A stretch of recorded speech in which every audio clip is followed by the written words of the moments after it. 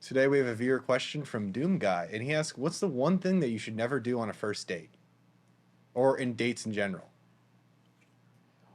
Well, the simple thing is, well, okay, why don't you tell us from a woman's point of view all the first dates that you've been out on that just really sucked? Like, what did the guys do? We'll get the ladies' opinion because y'all have been on some pretty bad first dates, obviously. So, what do guys typically do? What do you see that's like, oh my god? Who wants to go first? You raised your hand. Not paying on the first date. Yeah, trying to go Dutch is definitely Dutch after a few dates after you guys are comfortable with each other. Going Dutch. That's like 50-50. You pay your own way. Hey, you want to split the bill? No, but that was. You asked me out. You shouldn't. Don't ask me out and then try to split the bill. And the first few dates you shouldn't be going Dutch. Yeah, I'm not. I had a guy one time. He ran out of money on our date. Damn. Wait, that's really good. Hey, can you spot me $10, Jade? I promise I'll pay you back. I ended up having to pay for the we went to eat dinner, and then we went to like a bar afterwards, and then the bill came for the bar tab, and he was like, "I don't have any more money. I didn't think it was going to be this expensive." That's pretty good. Bruh. Or and you slept with him anyways? No. No. Oh, he didn't. That was the only date. I wouldn't either. Oh, geez. So what else did that guy do that turned you off? I like he didn't show, but he was like bald, like in the very back of his head. He had like a lot of hair up here, like around, but then it was just like completely spray painted it. Bald. Yeah, a little spray. It was like bald. I was like, oh my god. But he brought a wallet. Yeah, but then there was no money left in his card. So what else? But did he contribute a penny? Yeah, he paid for dinner, and then when the bill came for the beers and stuff after, but it was bad because it was only like $50. Maybe he didn't have the extra 25 plus the tip. I paid for it, that was fine, but it was just like. So he bought dinner and you bought drinks. Yeah, which was fine, but did he get any kissy poo out of it? No. No kissy poo. Did he try? No. Oh, he didn't even try. Did he call you again to try to take you out? He did. He was nice. He just like there was no connection really at all either. So it's not attractive. You didn't like the conversation either? No. It was just like I was like, okay, let's have some beers, play pool, and then that was it. So what'd you say to him when he called for the second date? I just said no. Then he became kind of like stalkerish afterwards. Oh shit. So. No, that is bad. Yeah. Erica, so I've had worse. Okay, let's hear what you got. Let's hear your worst story. Tip of my iceberg. Time for some show and tell. How about when they forget their wallet and then they're like, "Oh, I'll Venmo you." Oof. Yeah. And then no Venmo. He never Venmoed you? Did you kiss him? I think you did. That's what makes the date even worse. Did he try to kiss you? Yeah, you did. You did kiss him. That's what makes the date even worse. Did you? You don't get an outright denial. No, but this was prior to. You don't get an outright denial. No, but this was prior to. So any of that didn't matter. You still kissed him. Yeah, and he never had a great time. You. Did he get to the promised land? No. No, just kissing. First base. That was it. Maybe he was a prostitute. Did he try to take you on a second date? I think that was our second date. And then what happened? Did he not try after that? You kidding me? He was probably trying you to see if you were using him. You blocked him? Blocked. He was a bad kisser too? Maybe that. And after he never Venmoed you the money. Yeah. Is this actually only the worst things you guys had on first dates? No. Okay, well, this is just the tip. Well, let's get deep in the iceberg then. Come on. Let's hear you rattle them off. Oh God, how far do we? Because the question is what to not do on a first date. So right off the bat, we got dudes showing up and they ain't got any money. It's like you ask a girl on a date, you ain't got any money. Yeah, like, come on, man. Seriously. Don't be Dutch and go get a part-time job. Figure it out. Don't be broke and then ask somebody out. If that's what you want to do, then like get creative, and like take her out on a picnic and make sandwiches. What other things have guys done to turn you off on first dates? They don't shut up about their girlfriends or ex-girlfriends. Mm-hmm. Their girlfriends. Talking about their ex-girlfriends. Their ex-girlfriends. Oh. And so then they want like a therapy session. And then they're like, I had such a good time. And they don't ask anything about you or pretty much like. So they talk the whole time. They just don't shut the fuck up. Do a lot of guys do that? You've gone out on dates where they just don't stop talking and they never ask you anything? Yeah. And it makes you feel like what? They don't care about you, or they're just hoping to hit it and quit it, or? That too. I had a guy one time talk about himself in the third person for at least an hour and a half. Nice. Well, he was a lawyer and literally told me a story about his whole life story, but it was in third person, as if he was like telling a tale. And I was like, okay. So these things line up obviously with what's in the book as well. If you invite somebody over, say a party or whatever, you're not like, hey, it's $10 cover charge. It's like, hey, we're getting together, gonna watch the Super Bowl or the Dolphins game or whatever. Should I bring anything? Bring some wine or chips or whatever. I got everything. Don't worry about it. Just bring you. And if you're having a party and you invite people over, you're not trying to charge them for anything. If you invite a girl on a date or you invite somebody for lunch, you don't split the bill. It's like you invited them. You're saying, hey, come have lunch with me. You're like, sure. The greatest gift you can give anybody is a gift of your time. So if they invite you out to do something, they're like, hey, you got some cash. It's like, come on. I had a phone session with a guy a few weeks ago, and he was having a problem getting past first and second dates, and then that's one of the things he's doing. He's like, oh, everybody should pay their own way. I was like, dude, you asked her on a date, and you wonder why nobody goes out with you a second time. It's like, that's a big thing, and here, you're hearing it again. Showing up without no cash, talking about yourself the whole time. What else do they do? What else, Joss? So I guess putting it in this scenario, say it's someone you met on a dating app, right? And then you meet them in person, and say, for example, the pictures on their Tinder bio or whatever, there's an example that the guy had a picture of him back when he was buff, worked out, and then when you see him in person, he just let himself go. Damn. So he's already lying before you guys even start going on the first date. Damn. That was going to be my next one. Oof. Oh, I have another one. One time I met this guy on a dating website, and he was cute. And then I was working at a job, and he was waiting for me to get off. So he sat at the bar. So he had to sit there for probably like 45 minutes or so. Went to the next bar.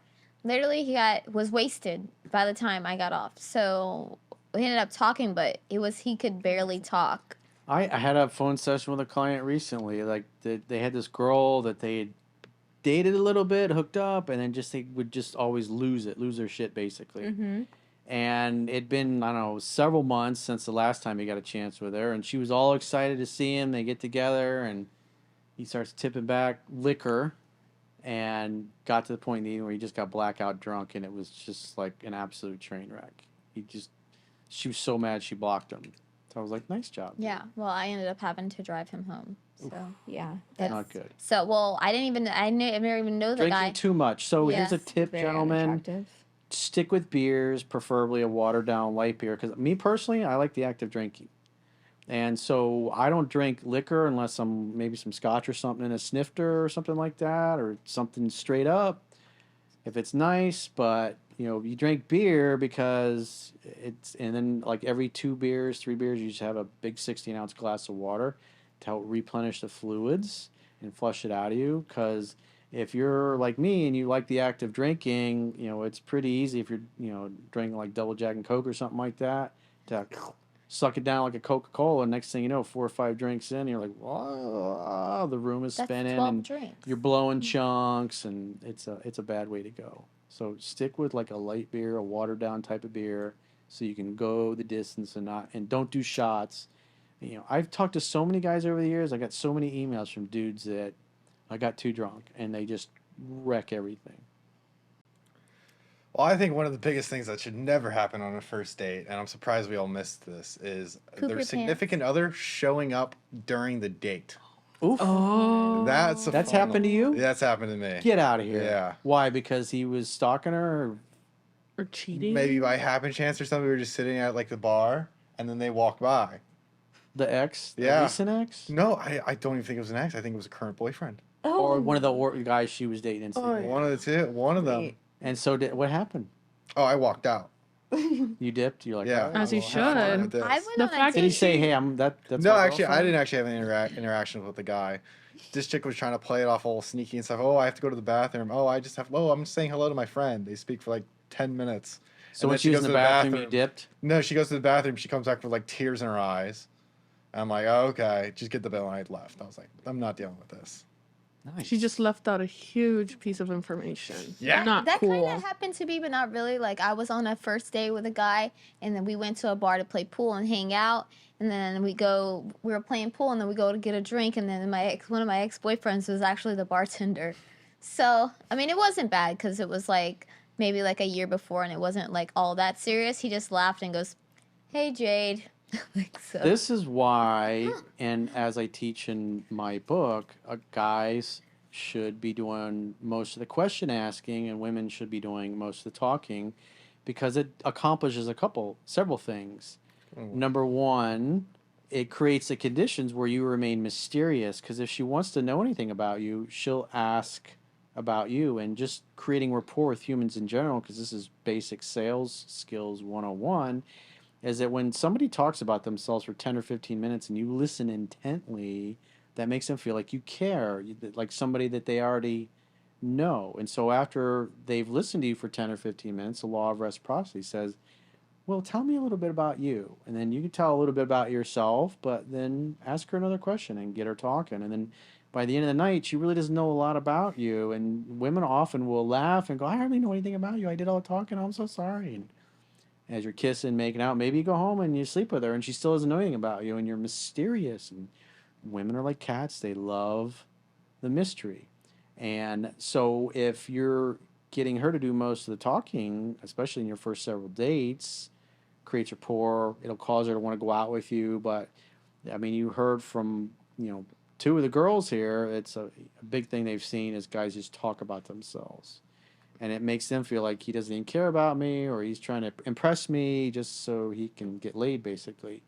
And that's a quick way to turn women off. But because the other thing is that if you're doing most of the question asking and she never asks you anything the whole night about yourself, well, when people care about you, they want to know about you. And when they don't ask anything. And so if you're on a date and she talks all night long and never once asks you a single thing about you, where you're from or whatever, it shows low interest or she's incredibly selfish. So that can help pre-screen the ladies out. Because in show business, you always want to leave them wanting more. And if they don't know much about you, then they got to go out with you again to find out about you.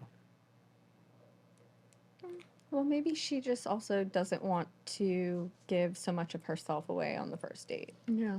And she wants to see if he is not so much being mysterious, but if he's wanting to hold back certain information because he might be running from the law. No, married. He might be married.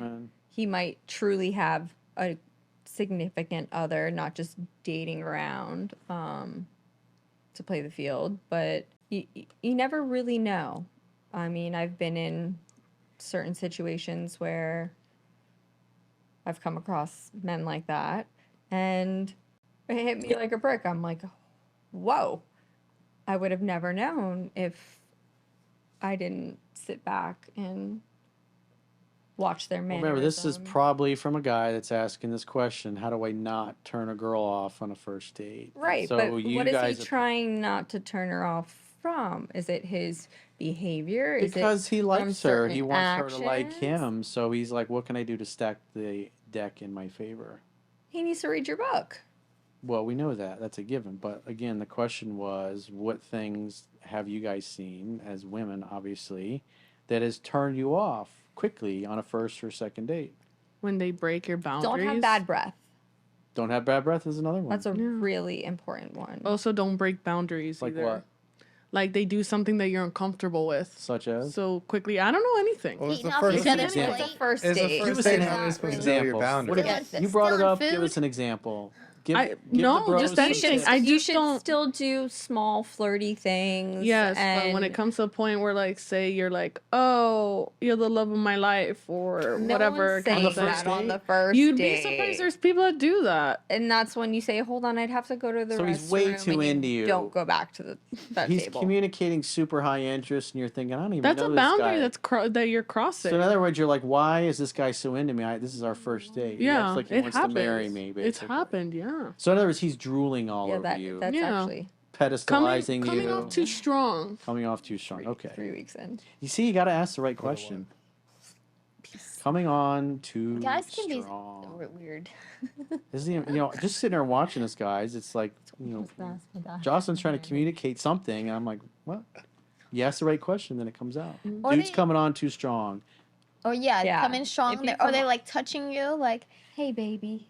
Yeah, like 3 weeks in, asking. What are you doing? Like, so I would like to meet your father and ask him for your hand. So they're violating the touch barrier before. Yeah, like, there's no invitation. That's why you look for signs like her playing with her hair, her touching your arms, sitting too close, are crossed like this in front of her chest, or her legs are crossed, like her knees pointed this way, and you're sitting here. You got to pay attention to those things. Yeah. Body language. Because when women like you, they're going to get near you to the point where they're literally touching you to make it easy to reciprocate touch.